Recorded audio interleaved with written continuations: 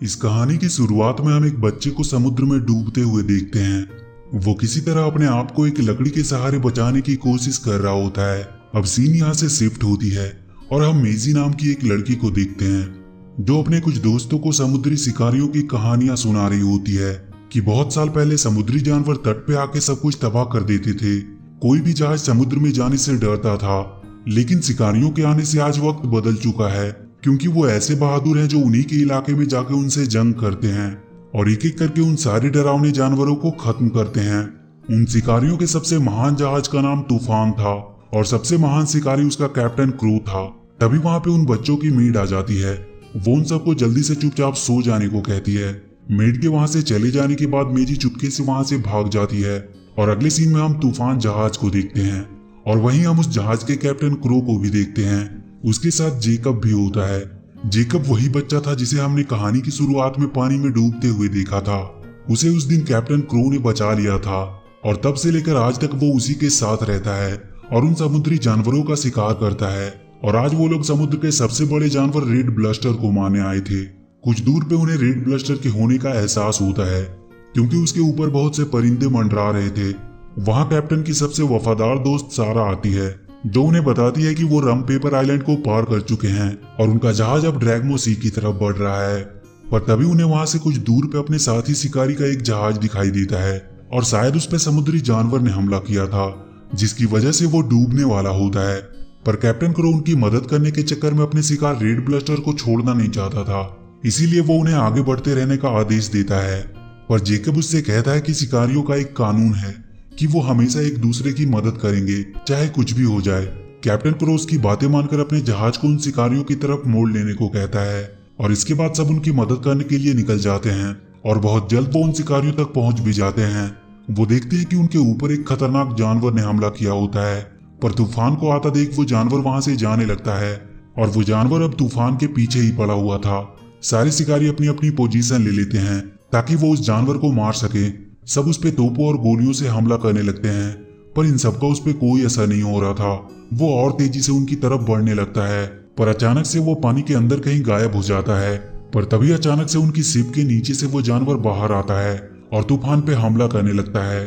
वो अपने टेंटिकल से सबको पकड़कर मारने वाला होता है, पर जेकब उन सबको छुड़ाने में उनकी मदद करता है और उसके एक हमले से वो जानवर वापस से पानी में चला जाता है। पर अचानक से उसके एक हमले से जेकब पानी में गिर जाता है। वो किसी तरह से अपने आप को उससे बचाने की कोशिश कर रहा होता है। तभी कैप्टन क्रो एक बड़े से भाले को लेकर उसकी गर्दन पे वार करता है, जिसकी वजह से वो वहीं मारा जाता है। पर उसके डूबने से पहले कैप्टन उसकी सींग काटकर निशानी के तौर पे ऊपर शिप पे ले आता है। पर इन सब में उनका जहाज अब पूरी तरह से डैमेज हो चुका था और उनका शिकार रेड ब्लस्टर भी उनके हाथ से अब जा चुका था। वो वहां से वापस घर जाने लगते हैं ताकि वो जहाज को रिपेयर करवा के फिर वापस आकर रेड ब्लस्टर को पकड़ सके। रात में कैप्टन जेकब से बात करता है और कहता है कि उसने इस जहाज के साथ बहुत सी लड़ाइयां लड़ी है, पर इस जहाज ने कभी उसे धोखा नहीं दिया। और उसके जाने के बाद वो जेकब को उस जहाज का कैप्टन बनने को कहता है। जेकब उससे कहता है कि वो अपनी जान पे खेलकर इस जहाज की हिफाजत करेगा। और अगली सुबह वो अपने राज्य में वापस आ जाते हैं। शहर के सभी लोग उनका अच्छे से स्वागत करते हैं। वहां मेजी भी आई होती है। वो जाकर किसी तरह जेकब से बात करने की कोशिश करती है। वो उससे कहती है कि उसने उनकी सारी कहानियां पढ़ी है और वो भी उनके जैसा ही एक शिकारी बनना चाहती है, क्योंकि उसके माँ बाप भी एक शिकारी थे और उन जानवरों से लड़ते लड़ते ही वो मारे गए। वो भी जेकब के साथ ही उसके जहाज पे जाना चाहती थी, पर जेकब उसे ये बोल के मना कर देता है। इस पर मेजी उससे कैप्टन क्रो से जाकर बात करने को कहती है, पर जेकब उसे पकड़कर एक गाड़ी में बिठा देता है और उसे उसके अनाथ आश्रम छोड़ आने को कहता है। अगले दिन कैप्टन क्रो जेकब और सारा के साथ राजा के महल में जाता है ताकि उन समुद्री जानवरों को मारने के लिए अपना इनाम हासिल कर सके। पर वहां की रानी उनसे कहती है कि उन्हें रेड ब्लस्टर को मारने को कहा गया था और उनके जनरल के मुताबिक वो लोग रेड ब्लस्टर को पकड़ने ही वाले थे, पर उन्होंने उसे जाने दिया। वहां के राजा ने अब एक नया जहाज बनाया था जिसे वो जनरल लीड करने वाला था और अब वो उन शिकारियों को समुद्र में जाने नहीं देना चाहते थे, क्योंकि ये उन्हें बहुत महंगा पड़ रहा था। पर कैप्टन इस बात से गुस्सा हो जाता है। तभी जेकब उन्हें शांत करते हुए राजा से एक आखिरी चांस उन्हें देने को कहता है ताकि वो रेड ब्लस्टर को पकड़ सके और जनरल भी अपनी तरफ से इस नए जहाज से उसे पकड़ने की कोशिश कर सकता है और जो भी उसे पहले पकड़ के ले आएगा उसी की बात मानी जाएगी। राजा इसके लिए तैयार हो जाता है और इसके बाद कैप्टन अपने मिशन पे निकल जाता है और वो लोग रेड ब्लस्टर को पकड़ने का प्लान बनाने लगते हैं। कैप्टन क्रो सबको मोटिवेट करता है कि वो उस शैतान को जरूर पकड़ कर लाएंगे। इसके बाद सब वहाँ पे जश्न मनाने लगते हैं। तभी वहाँ के एक ड्रम में उन्हें मेजी मिलती है। उसकी बातें सुन के कैप्टन उससे इम्प्रेस होता है और सारा को उसे यहाँ के तौर तरीके सिखाने को कहता है। सारा उसे एक कमरे में ले जाकर सोने को कहती है और उसे एक छोटी सी चाकू भी देती है ताकि जब कभी जरूरत हो तो वो उसका इस्तेमाल कर सके। उनका जहाज अब काफी दूर आ चुका था और वहीं उन्हें रेड ब्लस्टर के आने का एहसास होता है। वो सब उस पर हमला करने की तैयारियां करने लगते हैं। उन सबको अब रेड ब्लस्टर अपनी ओर आता हुआ दिखाई दे रहा था और तभी वो अचानक से उन पे हमला कर देता है। सारे शिकारी उस पे भाले से हमला करने लगते हैं जिसकी वजह से उनका जहाज उसके साथ अटैच हो जाता है और अब उनका जहाज रेड ब्लस्टर के बिल्कुल पीछे पीछे जा रहा था। वो रेड ब्लस्टर एक जगह पे पहुंचकर गोल गोल घूमने लगता है और जहाज को पानी के अंदर खींचने लगता है। जेकब कैप्टन से रस्सी को काट देने को कहता है क्योंकि वो लोग डूबने वाले होते हैं, पर कैप्टन ऐसा करने के लिए तैयार नहीं होता है और वो उस पर अपने भाले से हमला करने ही वाला होता है कि तभी मेजी वहां की रस्सी को काटने लगती है जिसकी वजह से वो डिसबैलेंस हो जाता है।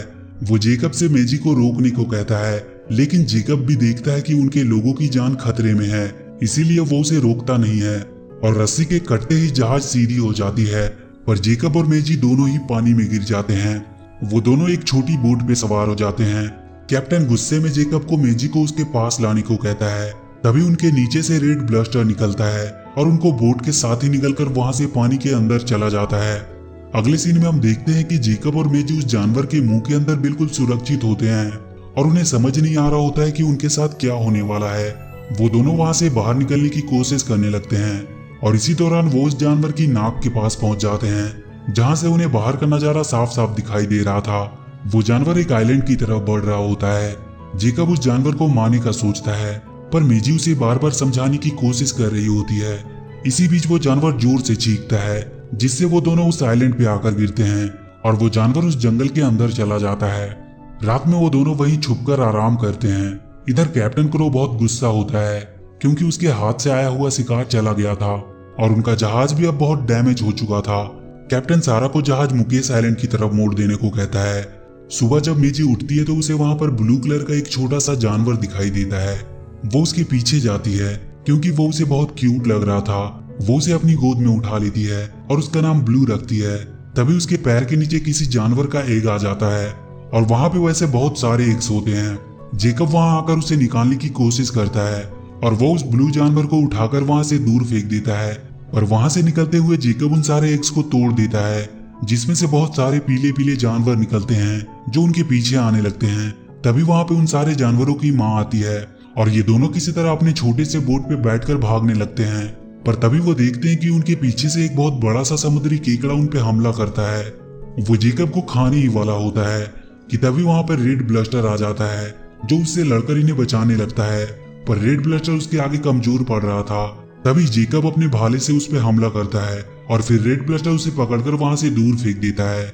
जेकब को मेजी वहां पे कहीं मिल नहीं रही होती है। तभी वो देखता है कि ब्लू मेजी को पानी के बाहर निकाल लाया है। वो दोनों अब अपने छोटे से बोट पे बैठकर वहां से निकलने के बारे में सोचने लगते हैं। मेजी अब रेड ब्लस्टर को इशारों में बताकर उन्हें यहाँ से उनके आइलैंड पे ले जाने को कह रही होती है और तभी रेड उनकी बोट को अपने ऊपर उठा लेता है और वहां से आगे बढ़ने लगता है। जेकब को ये सब देखकर बिलीव नहीं हो रहा था कि वो जानवर उनकी मदद कर रहा है। जेकब अपने मैप के डायरेक्शन में रेड को मुड़ाने की कोशिश करता है पर वो रेड को समझाने में नाकाम रहता है। फिर मेजी अपने अंदाज में उसे समझाती है जो उसे अच्छे से समझ में आ जाती है और रेड उनके मुताबिक उस डायरेक्शन में मुड़ जाता है। मेजी को रेड के पीठ के ऊपर बहुत से तीर और भाले फंसे हुए दिखाई देते हैं जिन्हें वो निकालने की कोशिश करने लगती है। इधर कैप्टन क्रो तब तक मुकेश आइलैंड तक पहुंच चुका होता है। वो वहां ग्वेन बेटरबी नाम की एक चुड़ैल से मिलने आया था ताकि वो रेड ब्लस्टर को मारने के लिए उससे एक शक्तिशाली हथियार हासिल कर सके। वो चुड़ैल उसे एक पावरफुल हथियार देने को राजी हो जाती है जिसमें किसी भी बड़े से बड़े राक्षस को मारने का जहर होता है, पर इसके बदले में वो कैप्टन की सारी खुशियां छीन लेने की बात करती है। रात में जेकब मेजी की वो किताब को पढ़ता है जिसमें समुद्री जानवरों के हमलों के बारे में लिखा गया होता है, पर जेकब को वो कहानियां सच्ची नहीं लगती है क्योंकि उसने कभी ऐसे टापू का नाम नहीं सुना था जिसे समुद्री जानवरों ने तबाह किया हो। बहुत सारी बातें उसमें ऐसी लिखी थी जो बिल्कुल भी सही नहीं थी। मेजी उससे कहती है कि लोग इस किताब पे भरोसा करते हैं और इसीलिए उन्हें ये समुद्री जानवर बुरे लगते हैं, पर क्या पता इन जानवरों ने कभी ये जंग शुरू ही ना किया हो। जेकब को अब विश्वास होने लगता है कि वो समुद्री जानवर बुरे नहीं होते हैं। अब वो लोग ड्रैगमो आइलैंड तक पहुंचने वाले होते हैं। रेड उन्हें वहां उतार देता है, पर उसके जाने से पहले जेकब रेड ब्लस्टर से वादा करता है कि वो आज से कभी भी समुद्री जानवर का शिकार नहीं करेगा। वो ब्लू को भी वहीं उसके साथ छोड़ देते हैं। मेजी रेड से गले मिलकर उसे वहां से जाने को कहती है। तभी रेड उस आइलैंड की तरफ बढ़ने लगता है। वहां राजा के जनरल का जहाज होता है, जिसे देखकर रेड ब्लस्टर भड़क जाता है और वो उस जहाज की तरफ बढ़ने लगता है। जहाज की आर्मी उस पर हमला करने लगती है। जेकब और मेजी रेड को रोकने के लिए उसके पीछे भाग रहे होते हैं, पर इसमें मेजी घायल होकर वहीं गिर जाती है और तभी रेड ब्लस्टर एक ही झटके में उस जहाज के 2 टुकड़े कर देता है और वो जनरल को मारने ही वाला होता है। पर तभी वहां पे कैप्टन क्रो अपने जहाज को लेकर आ जाता है, जिसे देखकर रेड उनकी तरफ बढ़ने लगता है। उसे अपनी तरफ आता हुआ देख वो लोग अपने हथियार में जहर भरने लगते हैं और जैसे ही रेड उनके नजदीक आता है वो उस हथियार से उस पर हमला कर देते हैं। रेड वहीं पे बेहोश हो जाता है, पर कैप्टन उसे मरने नहीं देता है और वो जहर वाला तीर निकाल लेता है, क्योंकि वो उसे पकड़कर जिंदा राजा के पास ले जाना चाहता था। और इसके बाद वो सब उसे चारों तरफ से मोटे मोटे रस्सियों से बांध देते हैं। तभी कैप्टन अपनी तरफ एक बोट आता हुआ देखता है, जिसपे जेकब और मेजी होते हैं। कैप्टन को ये देखकर विश्वास नहीं हो रहा था कि वो लोग अभी भी जिंदा हैं। मेजी का वहाँ अच्छे से इलाज किया जाता है। जेकब को वापस से जिंदा देखकर सब बहुत खुश होते हैं। वो रेड को अपने शिप से खींचते हुए अपने राज्य में ले जा रहे होते हैं और अगली सुबह वो अपने राज्य में पहुंच जाते हैं। वहाँ के सारे लोग रेड ब्लस्टर को पकड़ा हुआ देखकर खुशियां मनाने लगते हैं। वहीं हम ब्लू को देखते हैं, जो उस जहाज के पीछे पीछे ही वहां तक आ गया था। वो जाकर मेजी को उसके कमरे से निकाल देता है। वो वहां से बाहर निकलकर देखती है कि रेड बेहोश पड़ा हुआ है। वो उसके पास पहुंचने की कोशिश करने लगती है और जाकर उसके रस्सी को काटने की कोशिश करती है। इधर राजा और रानी कैप्टन क्रो की इस बहादुरी से बहुत खुश होते हैं और उसकी तारीफ करते हैं। कैप्टन उन सबके सामने ही रेड को मारने वाला होता है, पर जेकब वहां आकर उसे रोक देता है और कहता है कि वो उसे ऐसा करने नहीं देगा। पर कैप्टन उस पर हमला कर देता है और वो दोनों आपस में ही लड़ने लगते हैं। पर बहुत जल्द कैप्टन उसे हराकर पानी में गिरा देता है। तभी सारा आकर मेजी की मदद करती है और वो रस्सी को एक ही झटके में काट देती है और अब रेड ब्लस्टर भी जागने लगता है, जिसकी वजह से मेजी और सारा पानी में गिर जाते हैं। रेड के जागने की वजह से वहां चारों तरफ अफरा तफरी मच जाती है। राजा अपने आर्मी को उसके ऊपर हमला करने का आदेश देता है। तभी रेड ब्लस्टर कैप्टन को दिखता है, जो वहां से भाग रहा होता है। वो उसकी तरफ तेजी से बढ़ता है और उसे एक झटके में वहां नीचे गिरा देता है। वो उसे मारने ही वाला होता है कि तभी वहां मेजी आकर उसे रोक लेती है। ये देखकर सभी लोग हैरान हो जाते हैं। जेकब भी उसके पास आ जाता है और वो वहां पड़े भाले को उठाकर तोड़ देता है और कहता है कि आज से समुद्री जानवरों का शिकार बंद। वो दोनों रेड ब्लस्टर के ऊपर आ जाते हैं। मेजी वहां के सभी लोगों को बताती है कि उनकी किताबें में लिखा हुआ सब गलत है। वो बस एक झूठी कहानी है जिसे यहाँ के राजा सदियों से लोगों को बताते आ रहे हैं, ताकि वो शिकारियों को मरने के लिए समुद्र में भेज सके, जिनसे उनका ही फायदा होता है। वो सबसे इस लड़ाई को हमेशा के लिए खत्म करने को कहती है। पर राजा गुस्से में अपने जनरल को जल्दी से उस पर हमला करने को कहता है, पर जनरल भी उस पर हमला नहीं करना चाहता था। और अब तो वहां के सभी लोग भी मेजी और जेकब का साथ दे रहे थे। वो सब रेड को वहां से सही सलामत जाने देने को कहते हैं और इसके बाद जेकब और मेजी रेड को वहां से बाहर निकाल देते हैं। कैप्टन क्रो को भी अब एहसास हो गया था कि वो गलत सोचता था उन समुद्री जानवरों के बारे में, और उस दिन के बाद से शिकारी कभी भी उन समुद्री जानवरों के पीछे नहीं गए और जेकब मेजी के साथ ही रहने लगा, एक परिवार की तरह। और इसी के साथ ये मूवी यहीं पर खत्म हो जाती है।